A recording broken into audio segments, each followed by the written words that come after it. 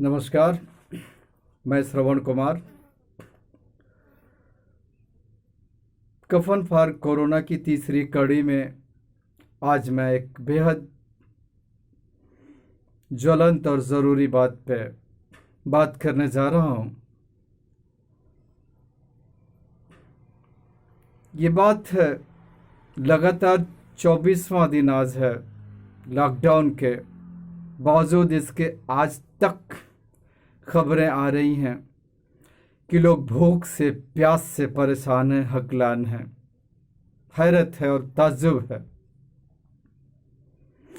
लोग आज भी घर आने को व्यग्र हैं, जैसे उन्हें हम अभी तक आश्वस्त नहीं कर पाए कि तुम्हें भोजन मिलेगा, तुम्हें रसद मिलेगी और तुम्हें आशियाना मिलेगा।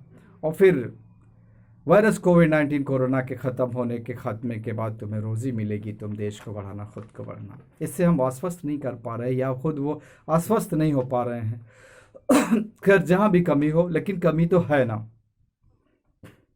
इसी नाते तो दिल्ली के जमुना के किनारे देखेंगे आप, ओवरब्रिज के नीचे शेल्टर हाउस में जगह न मिलने के नाते हज़ारों लोग जानवर की माफ़ी का करके और बेचारे बैठ रहे हैं, सो रहे हैं, जबकि ऑलरेडी इंफ्रास्ट्रक्चर खड़ा है, पड़ा है। हमारे यहाँ कोई कमी नहीं है। तमाम स्कूल, कॉलेज, यूनिवर्सिटी, धर्मशालाएं खड़ी हैं, खाली हैं, पड़ी हैं।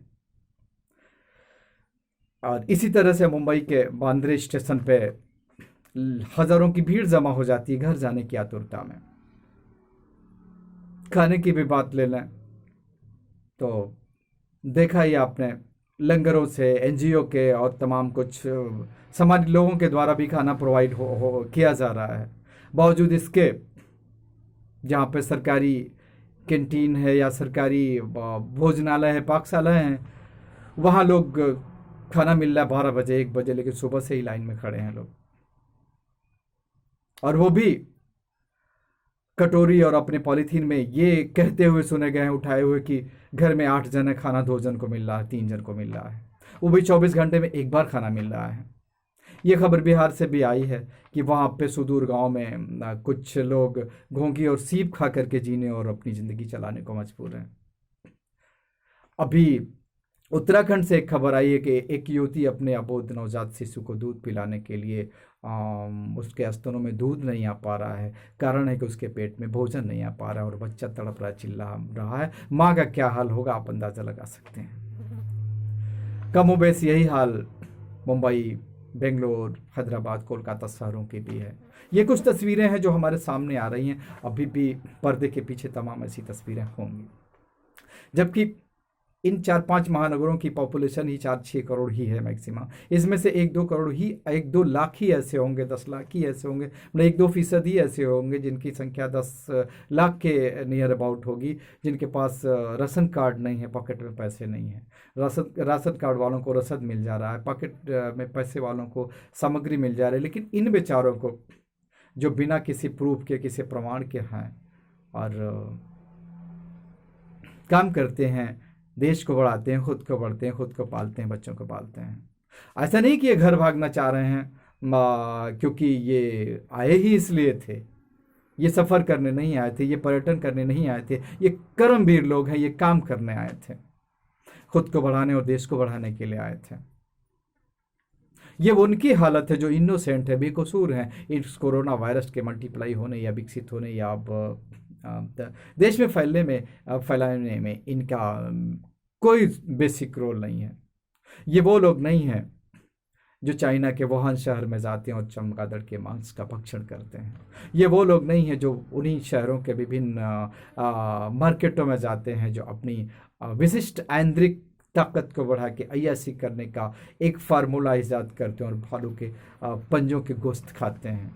ये वो लोग नहीं हैं जो रोज़ हवाई जहाज़ से सफ़र करते हैं। ये वो लोग नहीं हैं जो विभिन्न शहरों से आए और वायरस लेके आए और पूरे मुल्क में फैलाए।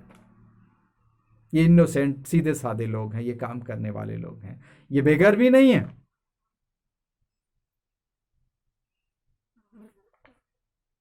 और ये हालात इनके माँ की, इनके बहन की, इनके भाइयों की, इनके अबोध बच्चों की, इनके किशोरों की और इनके बेबियों के पल रहे घर में बच्चों को पाल रही माँओं की हालत है, जिनका पेट नहीं भर रहा।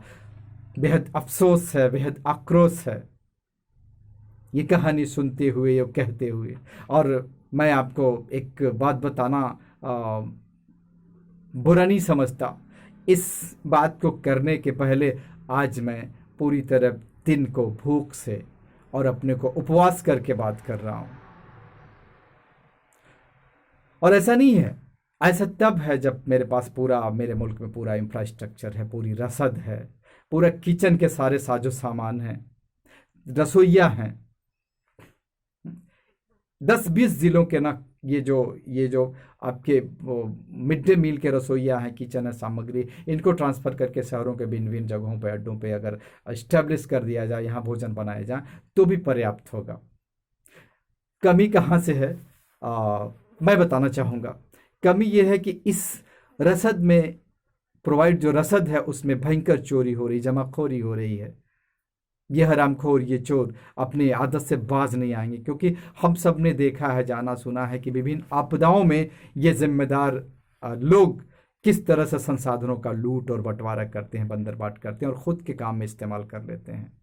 ये दौर अब भी हो रहा है, और ये दौर तब हो रहा है जब हर कोई धार्मिक है, हर कोई पीर, पैगंबर, देवी, देवता, ईशु सबको मानता है, हर कोई इंसान है, हर कोई सेंसिटिव है, और इतना ज्वलंत ये मुद्दा, ये दौर तब भी चल रहा है। इसलिए प्लीज़ इस पे लगाम लगनी चाहिए, तुरंत लगाम लगनी चाहिए। और इसके लगाम का एक मुझे जो सूझ रहा फौरी तौर पे बेसिक फार्मूला, वो मैं बताना चाहता हूँ, प्लीज़ सुनिएगा।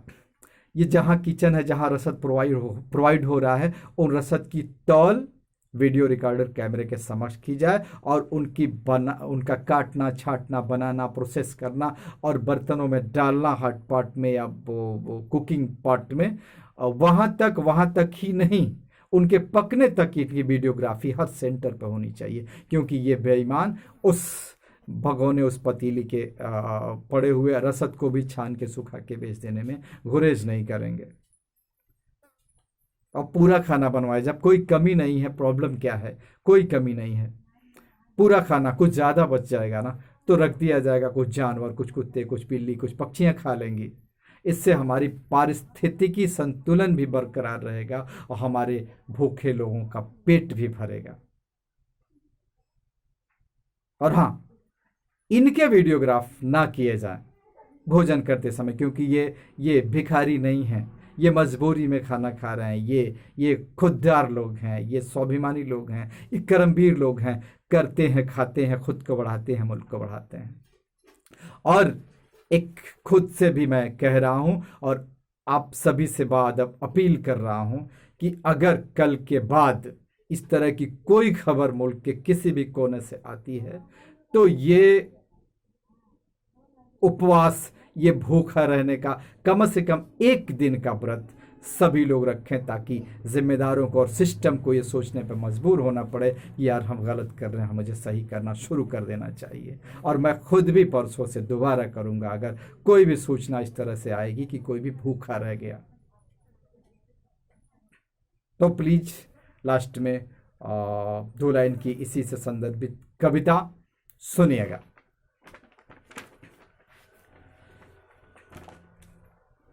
शीर्षक है वेरी बैड मंजर। सुनिएगा। आ खड़ी ये आपदा है, भूकंप है ये जलजला, घोर घनघोर घटाटोप, यमराजी खंजर, वेरी बैड मंजर। सिकुड़े हैं हम शामियानों में, अकड़े हैं हम आशियानों में, राजसी घरानों में। खबर है बड़ी, हर तरफ मातमी बयार चल पड़ी, बखूबी हर खबर की खबर से बाखबर हैं हम, लग रहा फिर भी बेखबर हैं हम। धुआं जल रहा, रुआं जल रहा, पापी पेट का कुआं जल रहा, तपन तपन की तपन से तड़प, तड़प की तड़प से तड़प, तड़प की हनक से खलक परेशान हकलान, बिखर बिखर आस, घुट रही सांस, दे दे संत्रास, उड़ रहे परवाज, ले ले के प्राण।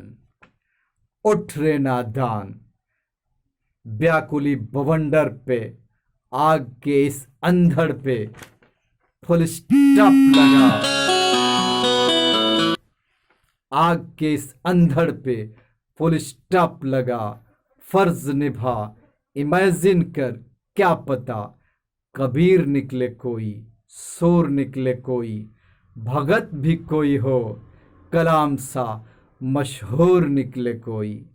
निकले ना निकले, दो पाया है तू, कुदरत की काबिले तारीफ काया है तू। कायनात का जन्नती हमसाया है तू। तू आस्तिक है कहता, ना नास्तिक है कहता, फिर क्यों देर कर रहा, क्यों अंधेर कर रहा। आह डंक मारेगा, इतिहास कलंक मारेगा। निकल खोल से, बेजा तोल मोल से। दिल तो दरिया है, दिल समंदर है, भूकंप से न मार, भूख से न मार, प्यास से न मार, भयाक्रांति संत्रास से न मार। भला होगा तेरा, छोड़ तेरा मेरा, थाम ले बवंडर, यमराजी खंजर। वेरी बैड मंजर, वेरी बैड मंजर, वेरी बैड मंजर। थाम ले बवंडर, यमराजी खंजर, वेरी बैड मंजर। शुक्रिया, धन्यवाद।